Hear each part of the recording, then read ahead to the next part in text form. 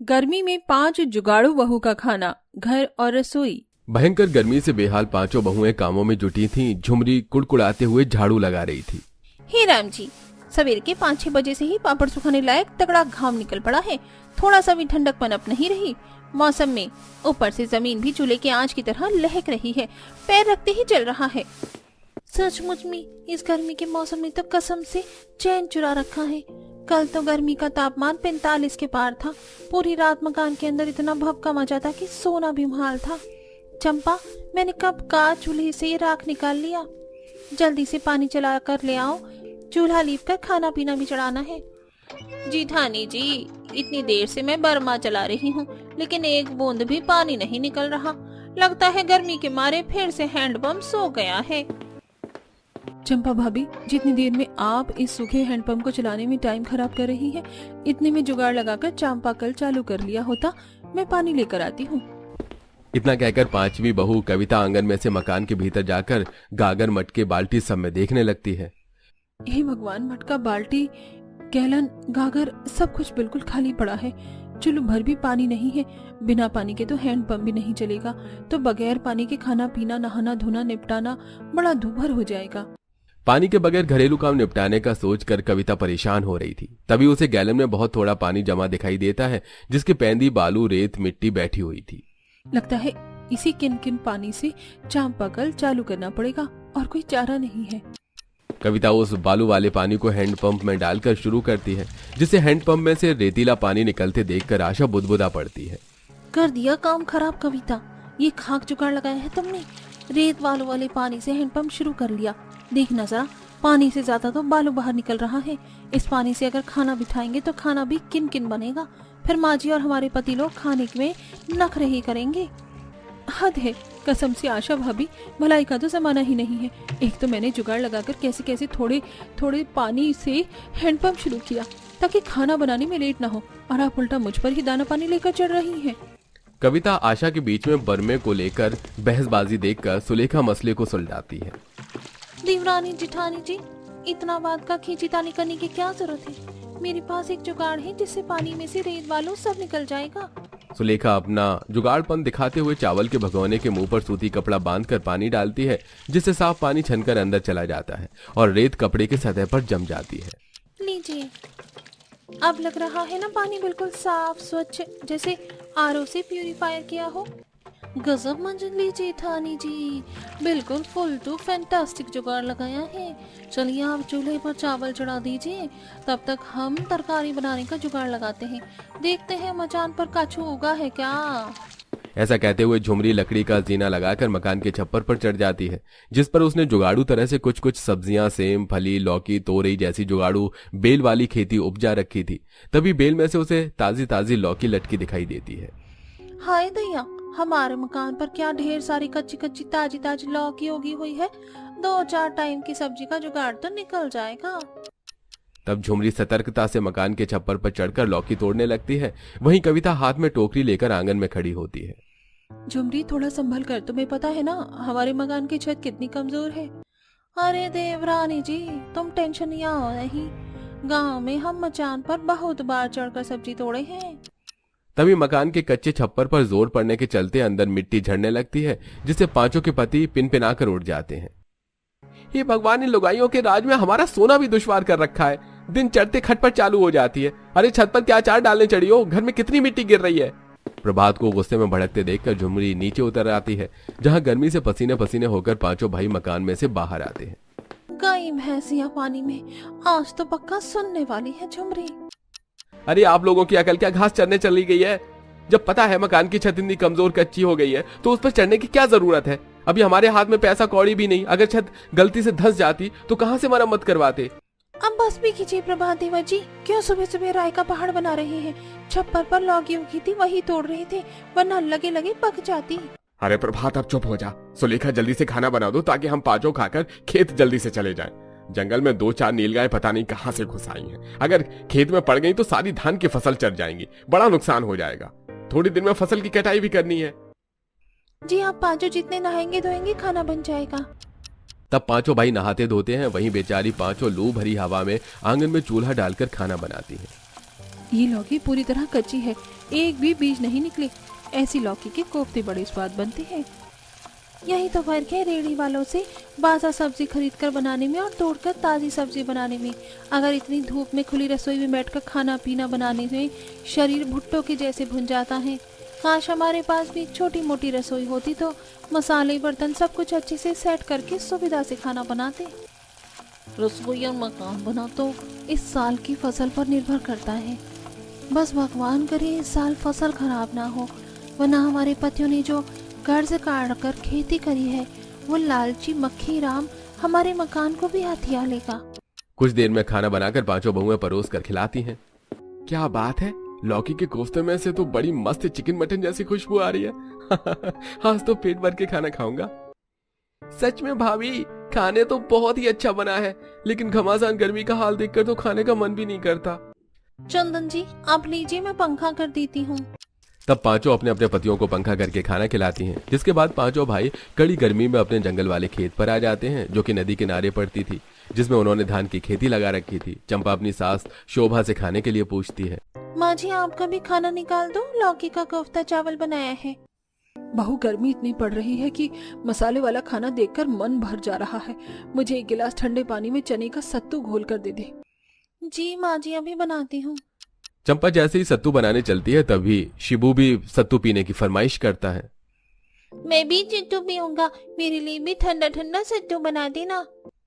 शिबू सत्तू दादी के लिए बन रहा है, तुम्हारे लिए खाना बनाया है वो खा लो। मुझको नहीं खाना है, लौकी मुझे बिल्कुल अच्छी नहीं लगती। हे भगवान, ये लड़का इतना ज्यादा नखरेबाज हो गया है कि कुछ भी बना लो इसे भाता ही नहीं है। आशा बहू क्यों जब देखो गुस्सा करती है बच्चे पर, थोड़ा सा बना दे पी लेगा। दादी दादी अगर ये शिबू सत्तू पिएगा तो मुझको भी सत्तू पीना है। देख लिया आपने माँ जी, जब देखो ये चारों के चारों बस एक दूसरे की देखा देखी करते हैं। हमने चारों के लिए खाना बना रखा है, अगर इनमें से किसी को नहीं खाना था तो पहले बता देते, मैं इनके हिस्से का चावल नहीं डालती। कल भी इतना सारा चावल खराब करके फेंका था, किसी के लिए सत्तू नहीं बनेगा। सुलेखा जैसे ही सत्तू बनाने के लिए मना करती है, चारों बच्चे मुंह फुला लेते हैं और सबसे छोटी चिंकी चिड़चिड़ करती है।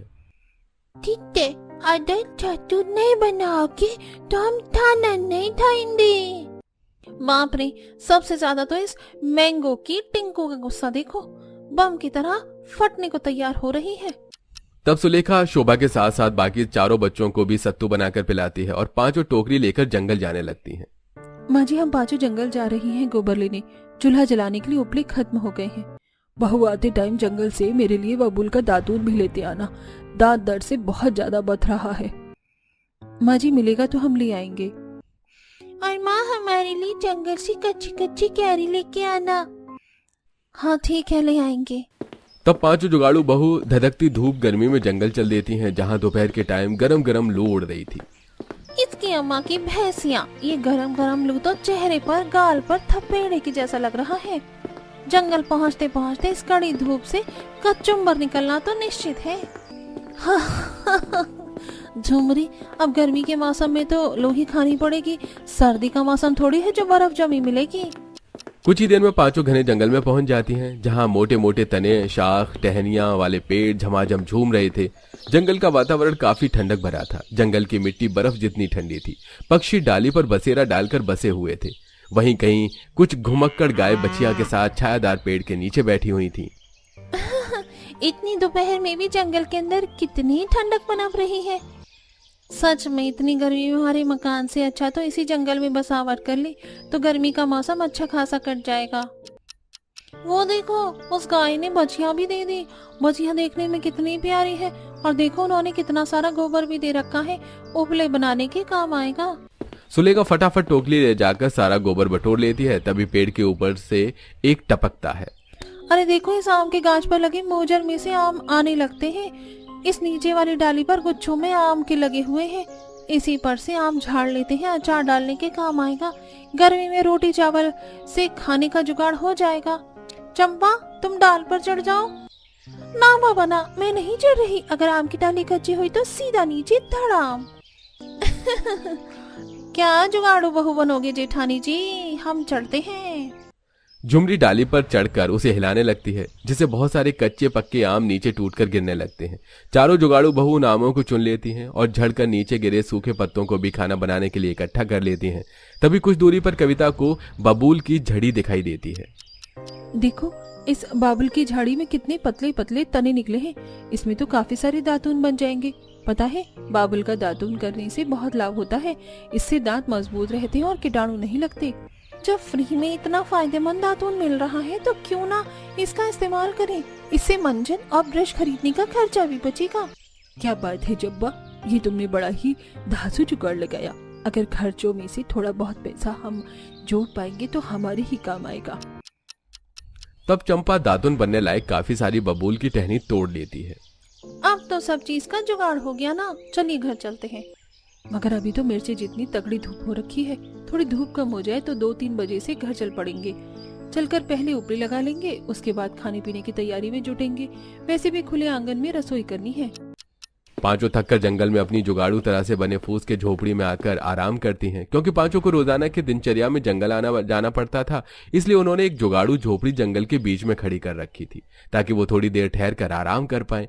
लगभग कुछ देर बाद धूप कम हो जाने पर पांचों घर आती हैं और ऐसे ही गर्मी में 5 जुगाड़ू बहू का कच्चे मकान में गुजर बसर चल रहा था। वहीं लगातार गर्मी में 2 दिन मूसलाधार बारिश के चलते उनके नदी किनारे वाले खेत की फसल बारिश में पूरी तरह डूबकर खराब हो जाती है। पांचों आंखों में आंसू लेकर घर आते हैं। माँ, हमारी पूरी की पूरी धान की फसल बारिश के पानी में लगकर खराब हो गई। कुछ नहीं बचा। मक्खीराम का कर्ज कैसे चुकाएंगे? अरे किसने कहा था वहाँ खेती करने को? हर बार तो नदी का पानी उफान कर खेत में आ जाता है। मतलब इस बार भी मकान की मरम्मत होने से रही और रसोई भी नहीं बनेगी। ऐसे ही टाइम काटना पड़ेगा इस मकान में। सुलेखा बहू, अभी तुम पांचों के मकान पक्का करवाने और रसोई बनाने का आगाज है या कर्ज देने का? इतने में मक्खीराम पैसे मांगने दरवाजे पर धमक जाता है। अरे ओ कर्ज खोरो, मेरे पैसे देने के डर से आपने अपनी लुगाइयों के पल्लू में छिप गए हो क्या? निकलो बाहर। तभी सुधाकर, प्रभात, चंदन, मोहन, सोहन सब बाहर आते हैं। अरे निकालो मेरे 50,000 रुपए ब्याज लगा के। मक्खीराम जी, अभी पैसे नहीं हैं। आपको तो पता है बारिश में डूबकर हमारी खेत की फसल खराब हो गई। ठीक है, फिर 2 दिन में मकान खाली कर दो। मकान के कागज देकर तुमने कर्ज दिया था। धमकी देकर मक्खीराम चला जाता है। बस यही दिन देखना बाकी रह गया था कि हमारे साथ साथ इस गर्मी के मौसम में बाल बच्चे भी दर दर की ठोकर खाएंगे। कविता, तुम ताने मत मारो। हम पांचों कमरा देखने जा रहे हैं। मक्खीराम ने 2 दिन का डेट दे रखी है, खाली कर देंगे।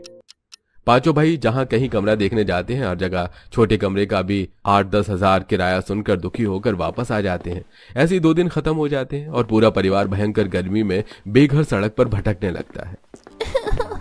मम्मी मेरे पैर में छाले पड़ गए। चला नहीं जा रहा। मम्मी, मुझको तेज के प्यास लगी है, घर चलो ना।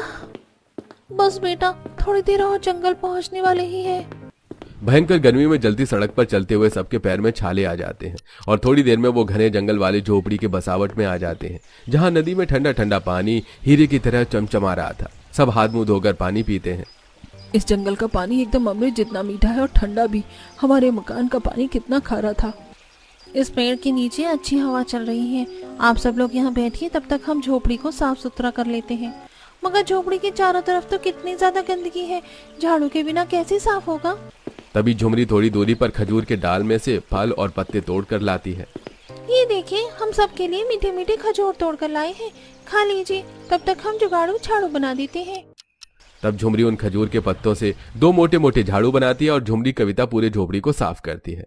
पहले दिन तो सब खजूर फल खाकर गुजारा करते हैं। वहीं अगले दिन से उनके पति लकड़ी काटकर बेचने लगते हैं। वहीं पांचों भोजन की तलाश में आगे बढ़ती हैं, जहां शीशम, बरगद, सागवान के हरे पत्ते टूटकर बिखरे हुए थे, जिनकी परख करते हुए आशा बोलती है। अरे ये तो शीशम के पत्ते हैं।